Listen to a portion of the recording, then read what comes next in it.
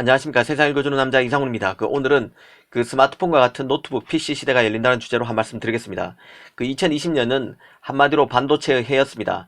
이 반도체 기업이라면 파운드리든 팹리스든 메모리든 크게 성장한 해가 바로 2020년이었습니다.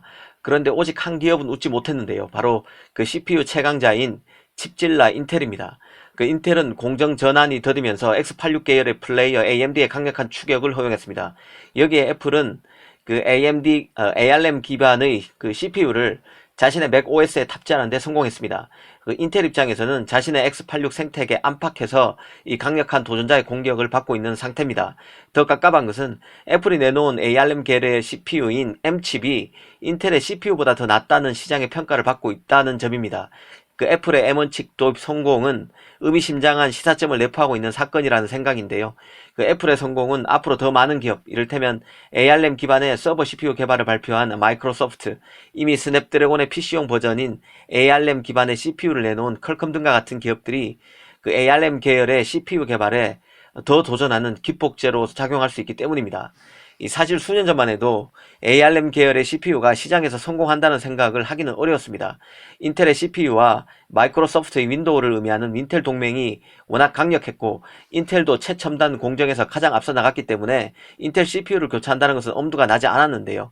하지만 10나노 공정부터 수율 문제에 시달려온 인텔이 7나노 개발도 제대로 못하는 상황이 수년째 이어지고 있고 스마트폰이 빠른 속도와 고도의 성능을 요구하면서 이 모바일 AP도 컴퓨터 CPU에 못지않은 성능을 갖추게 됐습니다. 더구나 인텔 지킴이 역할을 톡톡히 했던 OS 파트너 마이크로소프트까지 인텔 영향력에서 벗어나기 위해서 ARM 계열 CPU를 위한 소프트웨어 지원에 나서면서 모든 상황이 달라졌습니다. 이런 요인들이 ARM 계열의 CPU를 부쩍 각광받게 만드는 요인이 되고 있다는 생각입니다. 사실 1990년 설립된 ARM은 모바일 시대가 열리면서 뜬 기업입니다.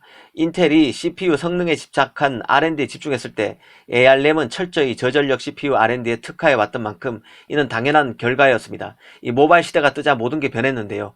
MS의 윈도우는 iOS, 애플의 iOS와 안드로이드에 밀려서 입지가 줄어들었고 인텔의 CPU는 ARM의 IP를 활용하는 퀄컴, 삼성전자, 애플, 하웨이, 미디어텍 등과 같은 ARM 연합군에 밀렸습니다. 사실 인텔도 모바일 시스템 원칙 개발을 하지 않은 것은 아닙니다.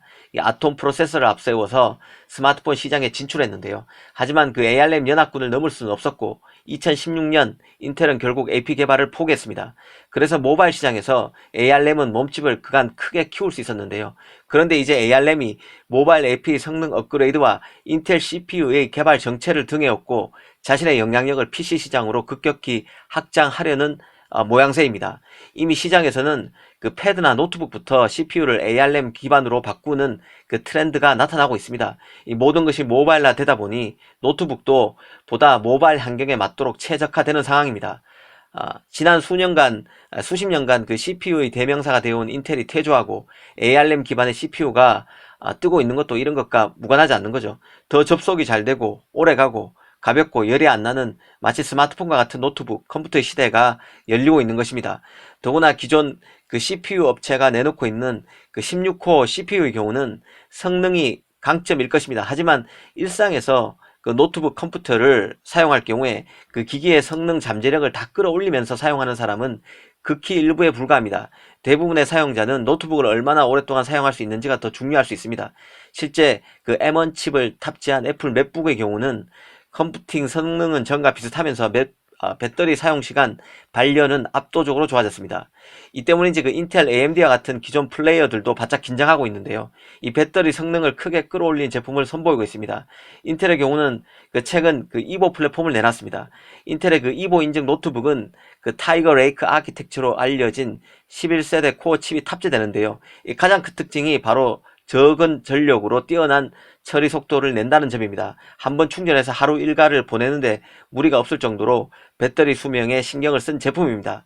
최근 AMD도 이전 세대보다 배터리 수명이 확실히 향상된 CPU를 선보이고 있습니다.